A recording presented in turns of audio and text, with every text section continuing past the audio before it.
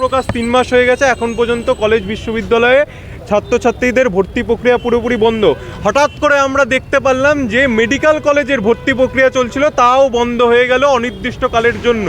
তো আমাদের স্পষ্ট দাবি, যতক্ষণ না কলেজ বিশ্ববিদ্যালয়ের যে ভর্তি প্রক্রিয়া আবার শুরু হচ্ছে, এবিভিপি লাগাতার পুরো রাজ্য জুড়ে আন্দোলন চালিয়ে যাবে। আমি তো বললাম, মুখ্যমন্ত্রী নিজের রাজনৈতিক স্বার্থ চরিতার্থ করার জন্য যে হাইকোর্টে করা যে মামলা, তাকে এই ভর্তি প্রক্রিয়ার সাথে জড়িত করে ভর্তি প্রক্রিয়া বন্ধ করে দিয়েছে। সাধারণ ছাত্রছাত্রীদের যে ভবিষ্যৎ, তা তিনি অন্ধকারের দিকে ঠেলে দিয়েছে। এই যে ছাত্রদের জীবন, তা নিয়ে এই যে রাজনীতি তিনি খেলছেন, এর বিরুদ্ধে আমরা আন্দোলন করছি আজকে।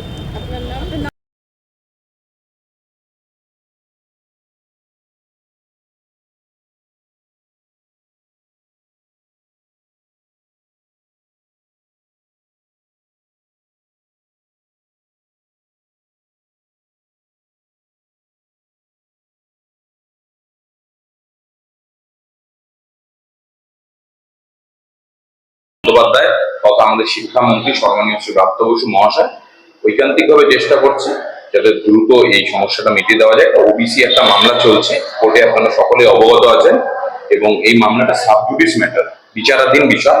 বিচারাধীন বিষয়ে তো আমরা কিছু বলতে পারি না সেইভাবে, তবে আমরা আশা করছি খুব দ্রুত এই সমস্যাটা থেকে মুক্ত হবে এবং ছাত্রছাত্রীদের এই ভর্তি প্রক্রিয়াটা দ্রুত শেষ হবে এবং তারা সুন্দর সুস্থ পরিবেশে পশ্চিমবাংলায় যেভাবে 2011 সালের পরের থেকে কলেজগুলোতে গণতন্ত্র ফিরে এসেছে, সেইভাবে তারা ওখানে ওই সুস্থ গণতান্ত্রিক পরিবেশে তারা পড়াশোনা করতে পারবে।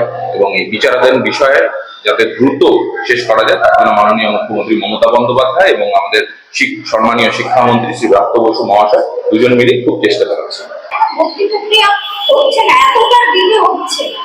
বিচারাধীন শিক্ষাক্ষেত্রে সমস্যা কি বলবেন? না, এটা শিক্ষাক্ষেত্রে সমস্যা বলে বলা যায় না, এটা বিচারাধীন বিষয়। ওবিসি মামলা দ্রুত মিটে যাবে।